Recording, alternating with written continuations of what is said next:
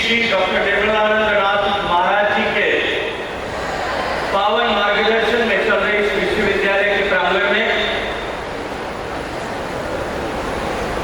संभ्रमा 26 कार्यक्रम के अवसर पर जब मुझे यहाँ आने का सौभाग्य मिला है, मैं अपनी बात प्रारंभ करने से पहले महास्वामी निर्मलानंद जी के श्री चरणों में प्रणाम निवेदन करता हूं, अपना विनम्र अभिवादन निवेदन करता हूं। स्वामी जी, किसी भी पॉलिटिकल एक्टिविटी के लिए the biggest challenge when he has to speak among the youngest youth, and that too especially if it is happening in lieu with any of the cultural program, maybe it is before the program or after any cultural program, it becomes very difficult and it becomes it's like a challenge. But still, I would like to express a few words in front of all of you.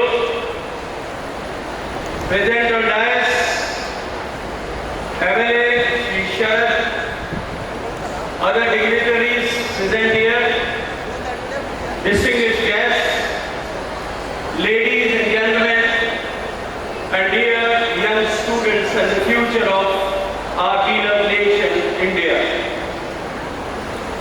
Friends, our country, India, today stands at a defining moment in its history.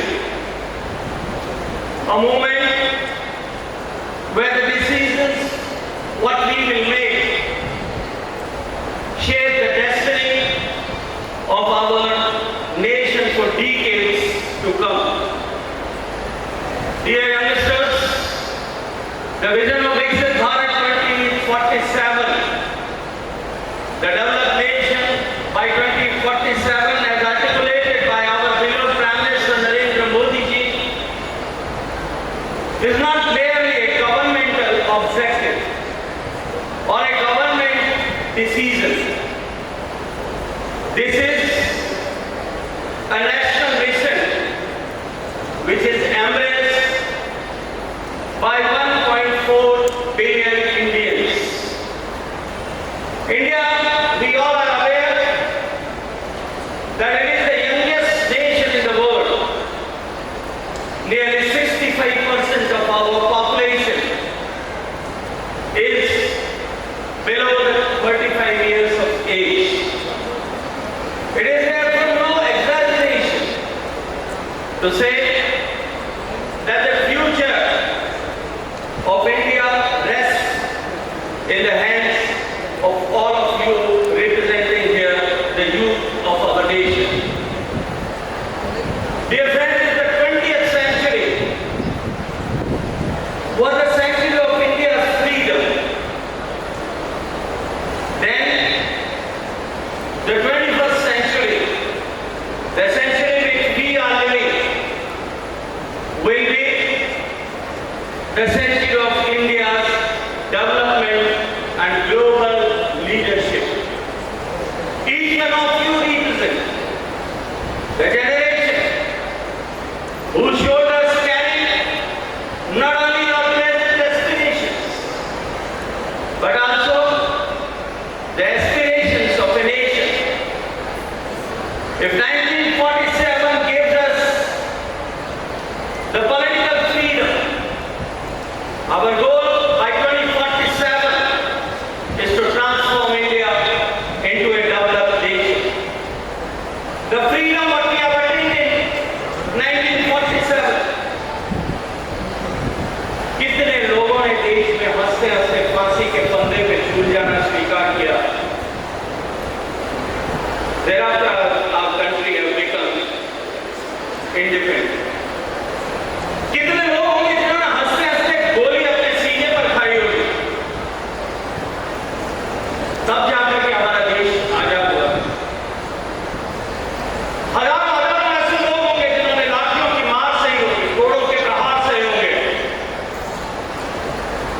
जेलों की यातनाएं सही होंगी,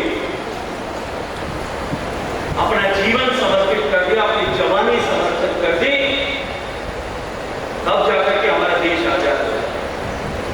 हजारों ऐसे लोग होंगे वीर सावरकर जैसे,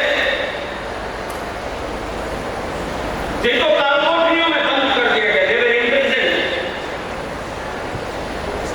and they were not aware that whether they will be able to see the light, they will be liberated in their lifetime or not। उनको कोलू में बैठ की जगह जोड़ दिया था, तब जाकर के देश आजाद हुआ। और ये तो आजादी इतने सारे समर्पण के बाद मिली। Don't you think that people who have laid their life to make our nation free, our nation independent, our nation sovereign, to give us sovereignty, have rendered the responsibility on our shoulders to pay homage to the people who have laid their life?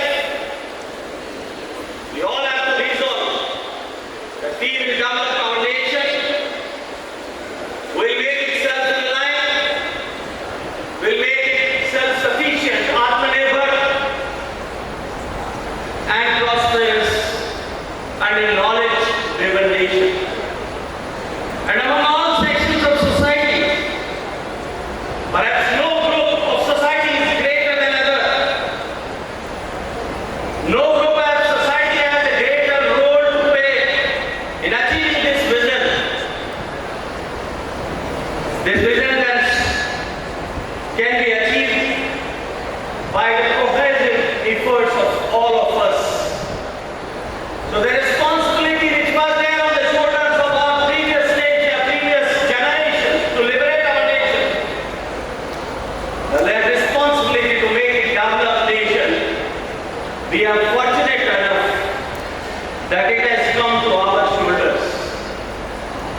Throughout history, the power has taken different forms. There was a time when land determined the power. Later, the strength of military, that has determined the power. Then came the industrial capabilities and technological development. They became the landmark of the power. Today, the greatest source of power is knowledge, innovation, and research. Dear young friends, India's vast young population will become a true demographic dividend only and only when it is empowered with education, with technological development, with new innovations in all aspects of our life, skills, scientific development, and thinking beyond possible. Dear friends, you are not merely students. You are the future doctors. You are the future engineers. You are the future scientists, researchers, innovators, entrepreneurs, and also the policy makers. For medical students, medicine is not merely a profession. It is one of humanity's noblest form of service. During the COVID-19, India demonstrated how scientific excellence, combined with a spirit of service and resolve of 140 crore Indians, can guide and support the world. Today, our nation faces several pressing issues and healthcare challenges. Access to quality healthcare in rural areas, maternal and child health, lifestyle diseases such as cancer, diabetes, and the non-alcoholic fatty liver, the mental health and its challenges, geriatric care, affordable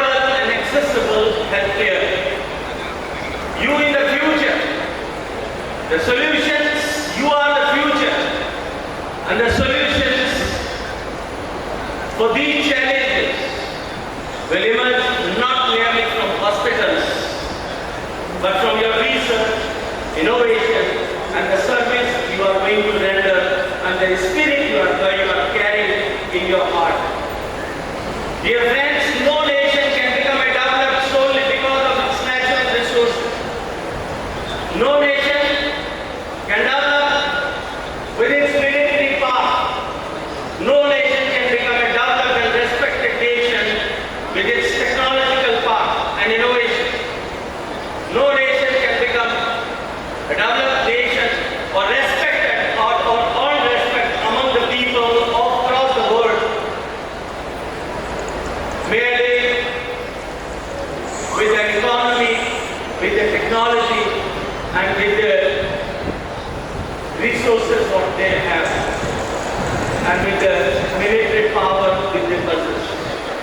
Nations only can earn the regard and respect with the brilliant culture they have, the compassion they have in their heart for the human, the compassion for the in their heart they have, they possess for the nature. Today when I am speaking here on the day of Environmental Day, when world is celebrated, the message which is being given by our Honorable Prime Minister as mission lifestyle for the environment. The entire world is today डरा हुआ है पूरा विश्व.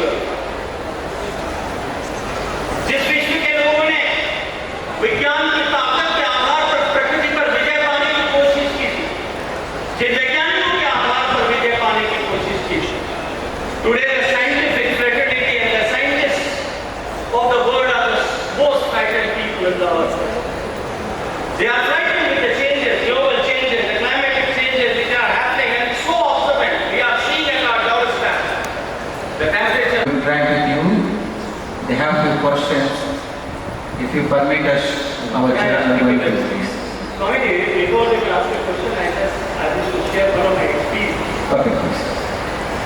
In 2017, I was working at the BGSMCH. Excuse me, we are dear students. If you have any queries, please you be prepared.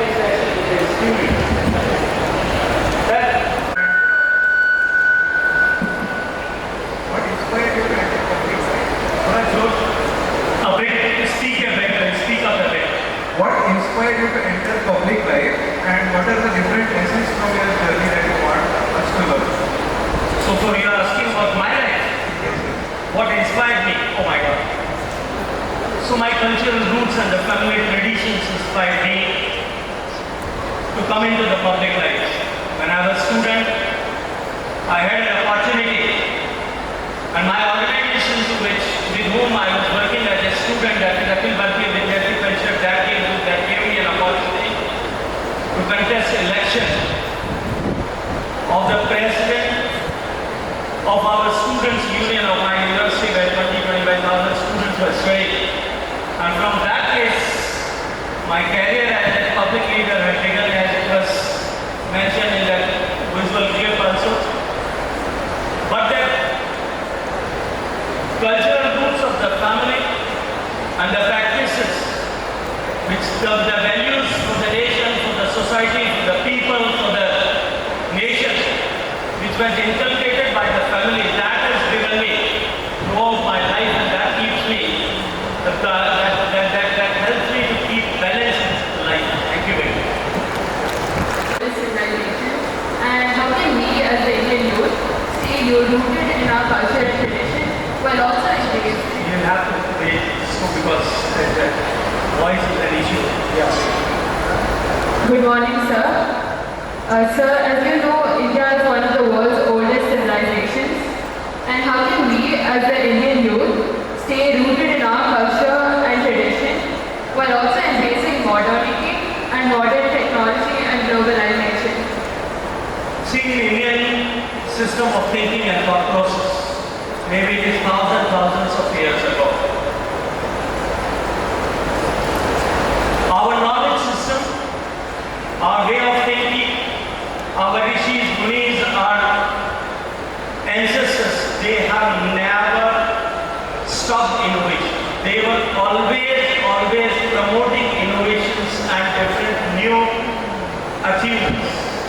So our society always used to be a progressive society with new innovations, new inventions. Nowadays we have taken an initiative under the leadership of Honorable Prime Minister when we have started digitizing the manuscripts. The manuscripts which were handwritten on palm leaf or the tar leaf or the bhujpatra or the silk cloth or on the handmade papers. Sir, how do you balance your public responsibilities, personal values and family life amidst a very demanding schedule? So certainly it's a very good question and very tough question to answer. Because political journey and political life has not day and the life of a politician. Sharad is here, he will second my voice when I speak here. It is very, very demanding. Every minute of your life is accountable. But for any good thing which you wish to do in your life, or if you have commitment for your life, you make a resolve to do something in life, then that only becomes the worship, that only becomes the power of your journey, your working, and that enhances your strength and capabilities to work. See, when I am a Swayamsevak of RSS, in Rashtriya Swayamsevak Sangh Prarthana, there is a sentence, Yat Kantaka Kirna Margam Swayam Svikritam Cha Sugam Karya. It means we are aware that the path which we have chosen is a path which is full of throats, with full of difficulties, with full of challenges. But since we have adapted